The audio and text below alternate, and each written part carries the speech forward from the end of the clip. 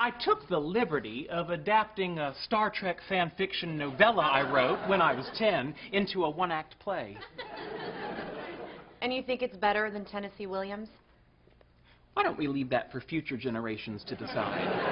I'm Ari Carpel with Time. Today I'm on the set of The Big Bang Theory with Jim Parsons.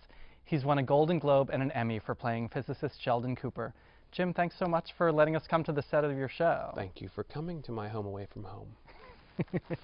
So our first question comes from Julia Hall from Madera, California. How do you manage to make a character who could be easily unlikable, likable?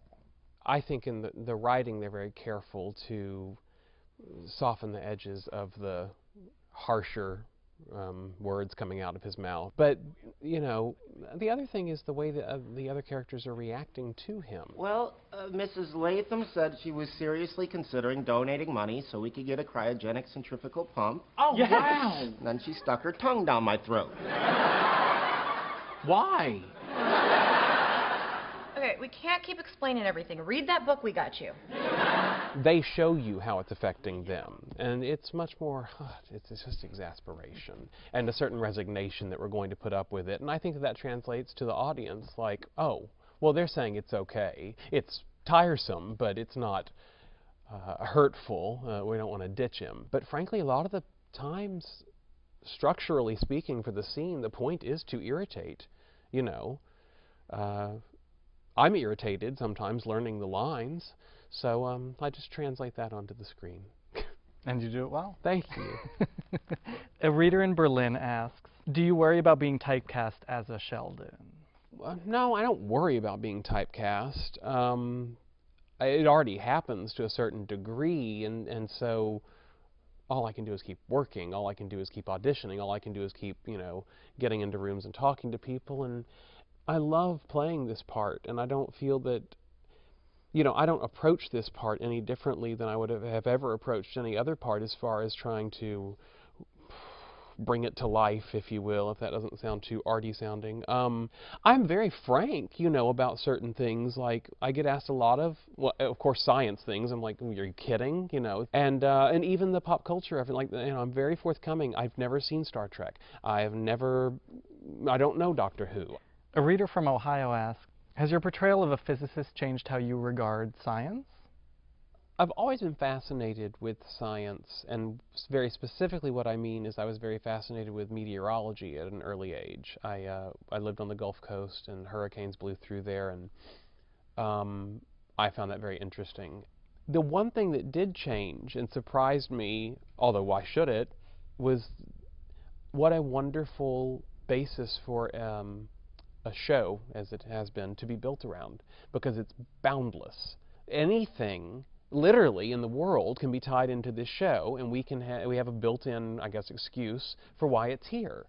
So there's a lot of colors on that palette to deal with, as well there should be. Science is everything, you know. But I'm not watching more Nova. And Dennis Cross from Dixon, Missouri wants to know, how did you lose your Texas twang? Well, I didn't lose my Texas twang completely. I know on the show it comes out sometimes, and sometimes I'm given free rein when there's a Texas conversation going on, you know. And I can only imagine that's where they got that from, that Sheldon's from Texas. We've got to do something with this dialect. Can you turn it on and off at will? To a degree, it would take more like, what can I try and do in Southern right now? In Southern. And like if I'm talking to my mom on the phone and everything, and that's what it is. There's sort of a drawl in it and what have you, and I don't know if this is exactly right or not. Now I'm thinking about it. It reminds me of that commercial on TV where she goes, there's a pothole and she's talking. She goes, oh, did I do that? So I turned something on, but I'm not sure it was a Texas accent. I think you were getting there. You've done a lot of acting on the stage, as you've Yeah. talked about. Is that your first love? Yes, and I would love nothing more, and I'm actively trying to see a way to get back the right fit, the right situation to do a New York play. That being said, part of it was just happenstance in that I wasn't doing anything in front of a camera. You know, at an early theater was the thing, my only outlet for whatever this desire was on my part. I didn't know camera work. Although when I was very little, I used to say I wanted to be a movie star again and again, and that's not what I meant. You know, I just wanted to act, and I guess I didn't know the word actor. The final question comes Yes. from me. Uh-huh. I want to know, Sheldon has a catchword, and I'm curious if the first time it was in a script, whether you knew it was going to be a catchword or it just sort of evolved that way. Bazinga! I didn't know we would ever see it again. It was, I don't remember the actual script. It was at least 2 seasons ago now.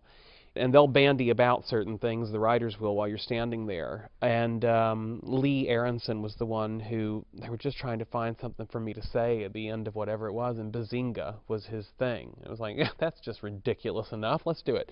And I love it. I think it's such a unique word. I just find it irresistible, which is probably why it became more of a kind of a catchphrase, you know.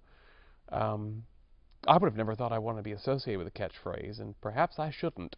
But there's something very forgiving about this one. Maybe it secures your place in TV history. I hope so. Bazinga. Thanks, Jim. Thank you very much. So nice to see you. It was good to see you too. Thanks for visiting. Sure. Thanks for having us. Bazinga! Bazinga! Bazinga! Bazinga! Bazinga!